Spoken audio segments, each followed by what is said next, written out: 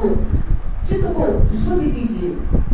और ध्यान दर्पण में गुण अध्यान अंध जाने ना, गुरु देवे भेद अचल कर्म भेरी भेरू भी मान में।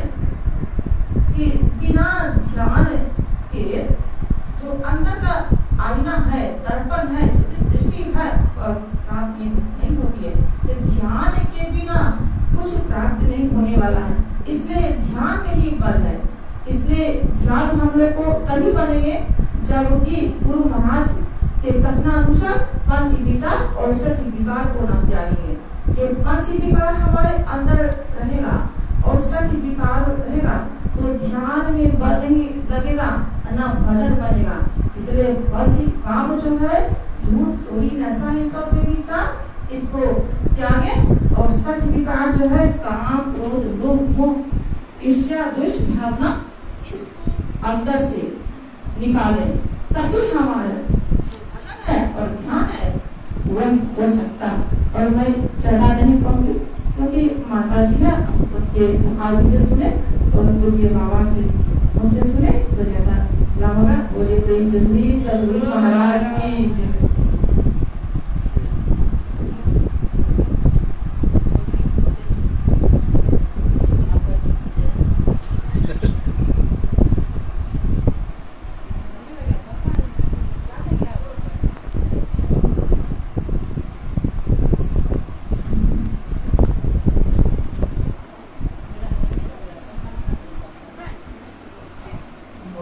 प्रेम से श्री सद्गुरु महाराज की जय, श्री सद्गुरु महाराज की जय, श्री सद्गुरु महाराज की जय। मंगल मूर्ति सद्गुरु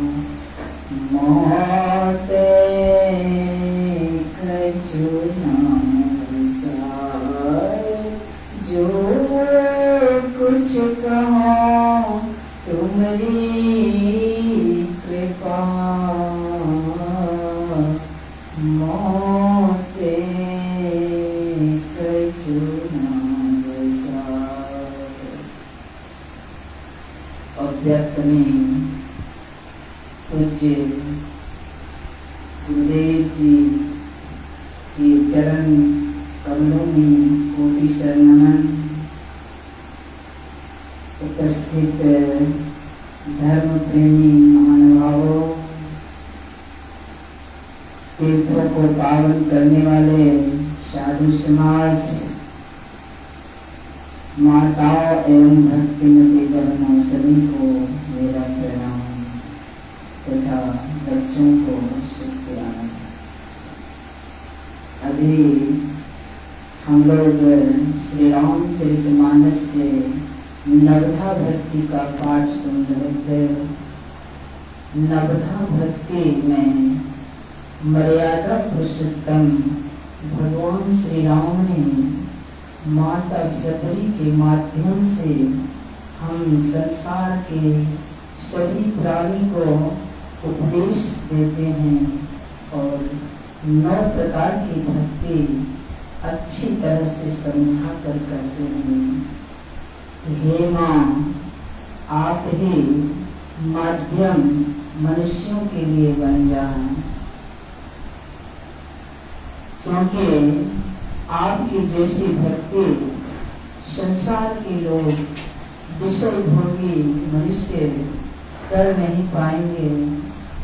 आप तो महान माँ हैं, आप में तो 9 प्रकार की भक्ति लबालब भरा हुआ है, लेकिन हम मनुष्यों के जाकर मनुष्यों को 9 प्रकार की भक्ति समझा नहीं सकते।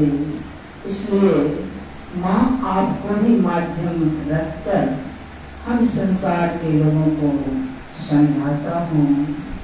उसे जो भी प्राणी नवधा भक्ति पाठ करेंगे या सुनेंगे या समझेंगे तो बड़ा लाभ होगा और अंत में उसका कल्याण हो जाएगा।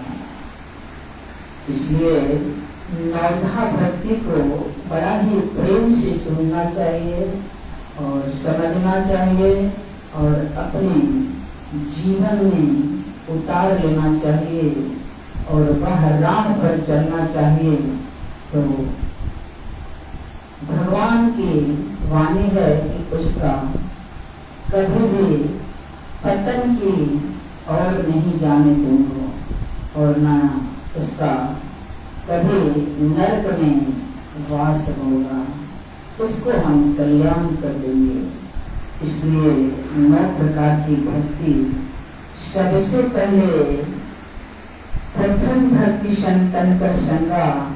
अगर हम यहाँ पर सत्संग में नहीं आते हैं तो फिर हम संतों की वाणियों को कैसे सुनेंगे, कैसे समझेंगे। यह कोई बाजार में बिकने वाली सामान तो है नहीं, ना दुकान में बिकने वाली है। यह जब भी मिलेगा तो सत्संग में ही मिलेगा और संतों के पास में ही आने से सुनने को मिलेगा। इसलिए सबसे पहले भक्ति करना चाहिए तो संतों के संग में। प्रथम भक्ति संतन कर संगा और दूसरी रति मन कथा प्रसंगा। रति कहते हैं प्रेम को। अगर हम उनके मुखार बिंद से जो अमृत की धारा निकलती है वह धारा में हम गोता लगाकर सुनेंगे, यानी प्रेम से सुनेंगे और समझेंगे। प्रेम से जो सुनेंगे तभी समझ में आएगा। एकाग्र चित्त से हम उनके मुखार बिंद से निकलती हुई अमृत वाणी को हम सुनेंगे। वही है रति कथा प्रसंग। वो प्रसंग जो आएगा वह प्रसंग हम प्रेम के साथ सुनेंगे। यही है दूसरी रति मन कथा प्रसंग। तीसरी भक्ति अमान। अमान अमान कहते हैं किसी प्रकार के अंदर में मान न रहे, किसी प्रकार के भी मान न रहे कि हम बड़े आदमी हैं, छोटे आदमी के यहाँ सत्संग हो रहा है, हम बिना कहे नहीं जाएंगे। क्यों जाएं? जब तक नहीं बुलावेगा तब तक हम नहीं जाएंगे। यह सब मान नहीं होना चाहिए। अभी हम देवती तनुजा के मुख से सुन रहे थे कि अहम अग्नि हृदय जले गुरु से चाहे मान, तिनको जमने का दिए हो हमारे मेहमान। कभी भी बड़ों से मान नहीं खोजना चाहिए और न पाना चाहिए। बड़ों से नम्रता के ही साथ बर्ताव करना चाहिए, व्यवहार करना चाहिए। कभी भी मान रखने का कोई हिसाब नहीं रखना चाहिए। वही अमान एकदम जो अमान हृदय से सत्संग में आएंगे और सत्संग सच्चे हृदय से करेंगे, प्रेम के साथ सुनेंगे, वही अमान है। किसी प्रकार की मान न है, वही अमान है। तीसरी भक्ति है। चौथी भक्ति मम गुण गण गले कपट तजगान। भक्ति किसी भी प्रकार के छल कपट हृदय में नहीं रहना चाहिए और हृदय को साफ सुथरा रखना चाहिए। और साफ सुथरा क्या है? किसी भी प्रकार की पाप हम अपने हृदय में अंकुर नहीं होने देंगे, तभी हमारा हृदय साफ हो सकता है। अन्यथा हृदय में कूड़ा कचरा पहले से ही भरा हुआ है और अभी भी हम पाप कर्म करके कूड़ा कचरा भर के रखेंगे, तो इस तरह से ना प्रभु का कभी दर्शन कर पाएंगे और न ही हमारे हृदय में भक्ति का वास हो सकता है। इसलिए चौथी भक्ति है कपट तज कर भक्ति करें। किसी भी प्रकार की छल कपट ना करें। किसी से अगर कोई सामान वह आता है याचना लेकर कि हमको यह कोई सामान की जरूरत है, आपके पास है तो मुझे कृपया कर थोड़ा सा दे दें। अगर हम अंदर में छल नहीं करते हैं, क्या है, वस्तु कोई बड़ी चीज नहीं है। अगर हम परमात्मा को भजन करते हैं तो संसार की चीज बहुत बड़ी चीज नहीं है। हम छल कपट नहीं रखेंगे और उसे यथाशक्ति दे देंगे। यह छल कपट करना नहीं होगा। छल कपट करेंगे, कहते हैं निर्मल मन जन सो महि पावा, मोहि कपट छल छिद्र न भावा। अगर हम छल रखकर भक्ति करते हैं तो परमात्मा हमारी भक्ति स्वीकार नहीं करेंगे। इसलिए निष्कपट होकर ही हम भक्ति करेंगे, हृदय को साफ सुथरा रखेंगे, तभी हम परमात्मा को आवाहन करके बुलाकर उनको बैठा सकते हैं। देखिए, एक बात, किसी भले आदमी को हम बुलाते हैं तो उनको बिठाने के लिए कितनी सफाई की जरूरत पड़ती है, कितनी पवित्रता की जरूरत पड़ती है। घर में अगर कोई सामान बिखरा हुआ है, उसे समेटना पड़ता है, सजाना पड़ता है घर को, और अच्छे से अच्छे बिछावन बिछाकर उनको बुलाकर बैठाते हैं, ताकि उनको देखकर लगे कि ये बहुत ही सफाई में रहते हैं, घर को सजा कर रखते हैं। वह आदमी देखकर खुश हो जाते हैं। सोचिए, हम उस परम प्रभु परमात्मा को बुलाना चाहते हैं तो क्या यही कूड़ा कचरा हृदय में वो स्वीकार करेंगे, वो आएंगे और हम तभी भी उनको बिठा सकेंगे। एकदम नहीं आएंगे और न बिठा सकेंगे। हमारे आराध्य देव ने कहने की कृपा किया है कि आहो भक्त सार भक्ति करो, असार भक्ति करे, संसार भ्रमत रहे, भक्ति श्रम निष्फल हो। हम निष्फलता को नहीं चाहेंगे, हम सफलता को भी चाहेंगे, क्योंकि जितना दिन से हम भक्ति करेंगे वह निष्फल हो जाएगा। मानिए, सब दिन तो शरीर नहीं रहने का है, चलो आज नहीं करेंगे तो कल कर लेंगे, ऐसी बात नहीं है। चलो हम नहीं करेंगे तो किसी से हम पैसा ले लेंगे, ऐसी भी बात नहीं है। जो भी हम करेंगे सफलता के ही साथ करेंगे, वही काम में आएगा। इसलिए मन में किसी भी प्रकार की ना छल कपट रखेंगे, हृदय को साफ सुथरा रखेंगे, परमात्मा को बुलाएंगे। मंत्र जाप मन दृढ़ विश्वासा, पंचम भजन सो वेद प्रकाशा। यही पांचवा भक्ति है जो हमारे आराध्य देव ने मंत्र कृपा कर दिया है। वह मंत्र को हमें देवता और प्रेम के साथ भजन करेंगे, जाप करेंगे तो एक ना एक दिन वह जाप मानस ध्यान में बदल जाएगा और होते होते मानस ध्यान बन जाएगा। मानस ध्यान अगर बन गया तो फिर दृष्टि योग बिल्कुल साधना में सफलता मिलेगी। उससे फिर आगे चुंबक की तरह हम बढ़ते जाएंगे। यही पांचवा भक्ति है। छठम विरक्ति बहु कर्मा निरत निरंतर सज्जन धर्मा। अगर छठा भक्ति है तो छठा भक्ति में कहते हैं कि संसार में बहुत तरह की फैली हुई मन है। यह मन को समेटने के लिए मानस पटल पर ही सूरत को एकाग्र चित्त से रखेंगे और मानस जप करेंगे, मानस ध्यान करेंगे तो बिखरी हुई मन समेट में आएगा। पूरा समेट में सातवां भक्ति अगर हम करते हैं तो पूरा समेट में आएगा, क्योंकि सत्तम सम मोहि मय जब देखा और मोते संत अधिक कर देखा। सातवां भक्ति है क्षमता को प्राप्त कर लेना। तो यह सब हम पहले जो 1 से 6 तक भजन करेंगे तो करते करते उसका फल क्या होगा कि मन समेट में आ जाएगा। और जब मन समेट में आ गया तो सातवीं भक्ति बनेगी। क्षमता को प्राप्त करेंगे।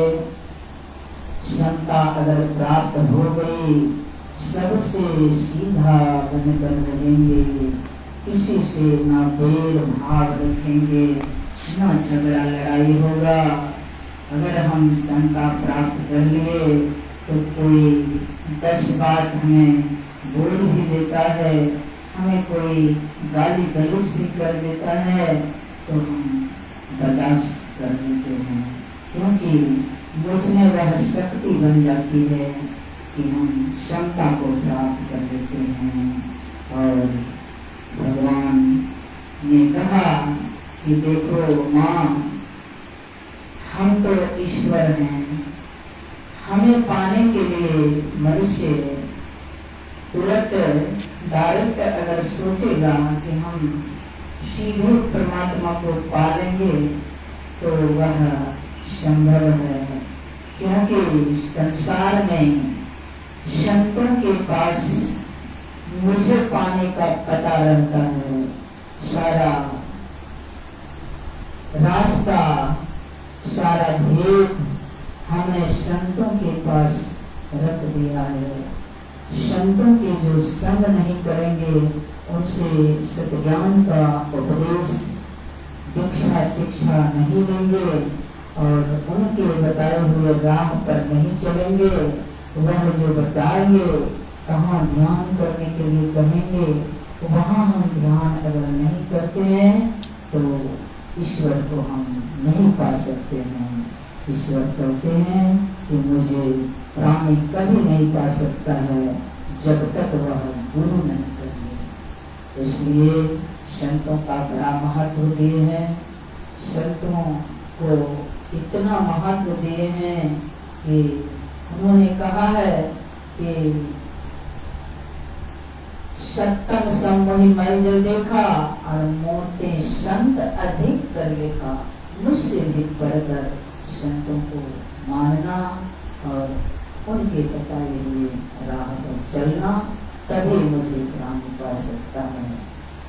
आठम यथा लाभ संतोषा, सपने नहीं देखिए कर दोषा। आठवां भक्ति है जितना ही लाभ में हो उतना में ही संतोष कर लें। ज्यादा अगर हम चाहते हैं तो उसमें हम अपराध करते हैं, क्योंकि मेरी आमद जितना है बस उसी के हिसाब से हम संसार में रहेंगे, खर्च करेंगे। विशेष अगर चाहते हैं तो पाप की भागी बनते हैं, क्योंकि विशेष चाहने वाले को पास उतना पूंजी नहीं रहता है। वह तो अगर चाहना बढ़ गए तो उससे नाना प्रकार की पाप होता रहेगा, इसमें कोई संदेह नहीं है। उसको पूर्ति करने के लिए बहुत प्रकार का पाप करना पड़ता है। इसलिए जितना भी लाभ हो उसी में संतोष करना चाहिए। और ये माँ दूसरों को दोष देखना, जागृत में तो नहीं ही देखना चाहिए, लेकिन जब प्राणी सो जाता है तब स्वप्न में भी उसका दोष नहीं देखना चाहिए, क्योंकि दोष देखने वाले को दोष करने। श्री सद्गुरु महाराज की जय। राजेश भी बोलते हैं। अच्छा, दोष करने वाले को जो पाप बनता है वही पाप बखान करने वाले को मिलता है। दोष जिन्होंने किया है वह दोष हम अपने मुख से वर्णन करते हैं, तो उनका जो पाप बना है वह पाप हम खुद भोगते हैं। इसलिए स्वप्न में भी दूसरे का दोष नहीं देखना चाहिए।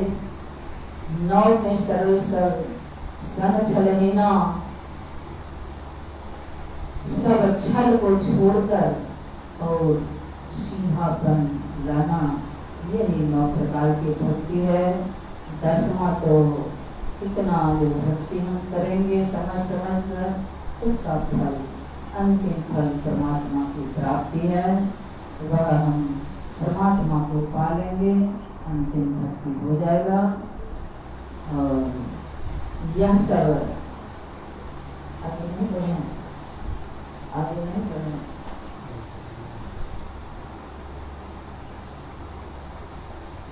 सर्वे प्रवचन करेंगे, इसलिए हम थोड़ा सा आप लोगों की सेवा में रखा। आगे बढ़ने से बहुत विस्तार हो जाएगी। इसका व्याख्या हमारे बीच मास्टर साहब हैं, हमारे बीच महात्मा हैं, उनका ही मुखारबिंद से हम सुनेंगे तो बहुत ही लाभ होगा, क्योंकि ये नवधा भक्ति को विस्तार रूप से समझाकर व्याख्या करेंगे और व्याख्या करके हम लोगों को सुनाएंगे। इसलिए उनका मुखारबिंद से जो अमृत की धारा निकलेगी उसमें हम गोरका लगाकर सुनेंगे समझेंगे तो बहुत लाभ होगा। आगे विशेष बाबा से सुनेंगे। इसके पहले हम एक गुरुदेव की भजन है, यह भजन करके मैं अपनी वाणी को विराम दूंगी। श्री सद्गुरु महाराज की जय। आगे माई सतगुरु खोज करो सब मिल के, जन्म सुफल करिरा। आगे माई सतगुरु खोज करो सब मिल के, जन्म सुफल करना। सतगुरु समझ नहीं हित जग कोई, मातु पिता भ्राता गे माई। सतगुरु समहित नहीं जग कोई, मातु पिता भ्राता अगे माई। सकल कल्पना कष्ट निवारे, मीट सकल दुख दागे माई। सकल कल्पना कष्ट निवारे,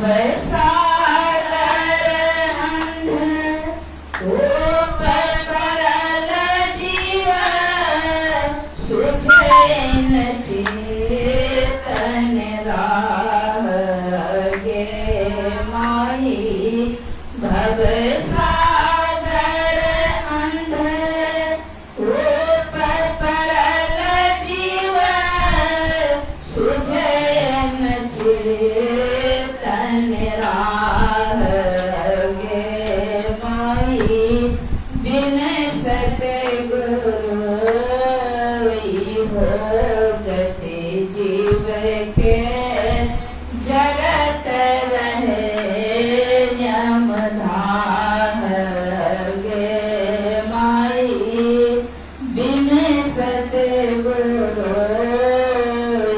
भोगते जीव के जगत रहे यमधाम गे माई सतगुरु खोज कर हो सब मिल के जन्म सुफल करना सतगुरु सत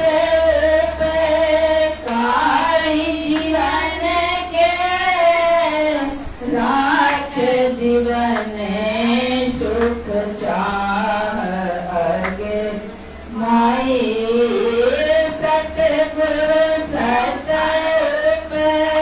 कारी जीवन के राख जीवन सुख चाह आगे माई होय दयाल जगत में आवे खोल चितन सुख आगे माई होय दयाल जगत में आवे खोल चितन सुख आगे माई सतगुरु खोज कर मुझ सब मिल के जन्म सुफल करिना प्रकट सतगुरु जग में विराजे मिटे जीवन दुख दाह आगे माई प्रकट सतगुरु जग में विराजे मिटे जीवन दुख दाह आगे माई बाबा देवी साहब जग में कहावे नहीं पर में हर निगाह आगे माई बाबा देवी साहब जग में कहावे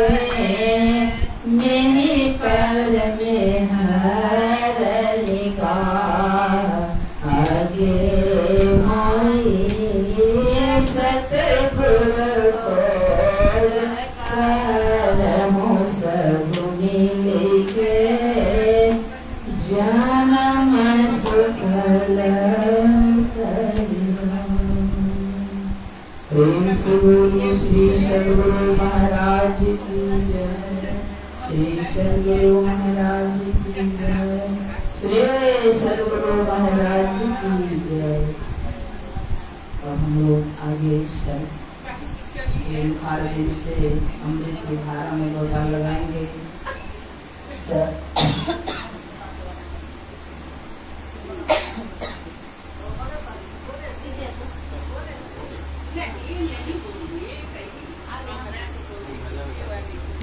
बोलिए बोलिए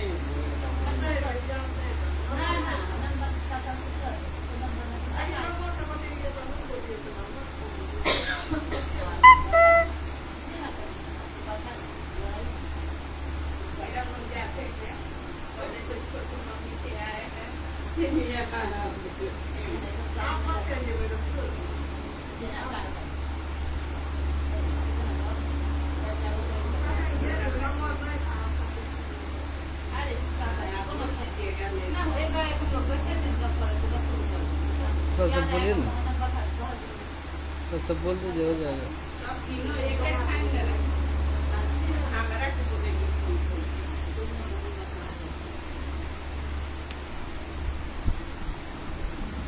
श्री सद्गुरु महाराज की जय।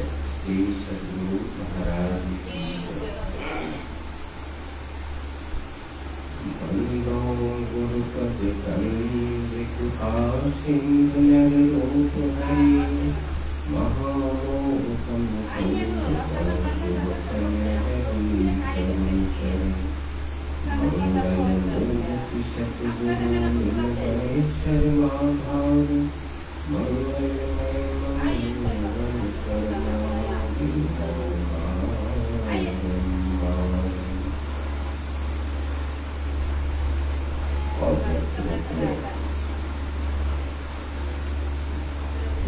श्री अनंत जोशी हमारा महाराज के चरण कमलों में सत भाव नमन दंडवत प्रणाम व्यक्त रूप में उपस्थित बाबा और युवा सन्यासी स्वामी संदीपानंद जी महाराज के चरण कमलों में सादर प्रणाम। आदरणीय माता जी के चरण कमलों में सादर प्रणाम। उपस्थित सभी सत्संग प्रेमी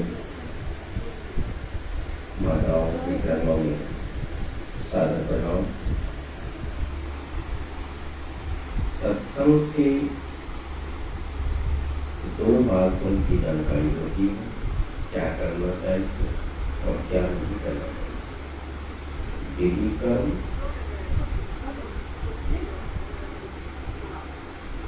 यानी क्या करना है और क्या नहीं करना है, इसकी जानकारी है। सत्संग से माध्यम से होता है। और जो लोग बातें हैं, यात्रा दो तरह से होता है। एक है बाहरी यात्रा, जिसमें हमारी सारी इंद्रियां के द्वारा हम यात्रा करते हैं, उसको बाहरी यात्रा करते हैं। तो बाहरी यात्रा हम लोग एरोप्लेन से, ट्रेन से, बस से, पैदल, तो संत महात्मा लोग बताते हैं इस यात्रा से कभी शांति होती है। और दूसरी यात्रा है आंतरिक यात्रा। तो यहाँ आंतरिक यात्रा को ध्यान रहा गया है। और ध्यान करते करते जब हम इनकी अंतिम अवस्था तक पहुंचते हैं, तो हमें विवेक हो जाता है। यानी ज्ञान दो तरह के होते हैं, उसको अंग्रेजी में एक दूसरे को हम जानने में अपना पूर्ण समय देते हैं, तो ये भी ज्ञान है। इसको अंग्रेजी में नॉलेज कहा गया। यानी टू नो अदर्स, दूसरे को जानना ये भी ज्ञान है, इसको नॉलेज है। और दूसरा ज्ञान क्या है? टू नो सेल्फ, यानी अपने को जानना, उसको विवेक, विजडम कहते हैं, ज्ञान भी कहते हैं। तो दो बात हो गई, एक हो गया विजडम, दूसरा हो गया नॉलेज। यानी दूसरे को हम जानने में पूरा समय दे देते हैं, तो ज्ञान ये नॉलेज करना चाहिए। लेकिन जब अपने को जानने का कोशिश करना शुरू कर देते हैं, और वो ध्यान के बारे में और इसी को विवेक कहा गया। और ये सारी बातें पहले हमें सत्संग के माध्यम से मिलता है। और सत्संग जब हम सुनते हैं तो निश्चित रूप से ध्यान करने की, आंतरिक यात्रा करने की प्रेरणा मिलती जाती है, और जिससे हमें शांति प्राप्त हो जाती है और शांति स्वरूप परमात्मा की प्राप्ति हो जाती है। तो मैं विशेष कहूँगा, एक छोटा सा भजन आपके सामने प्रस्तुत है।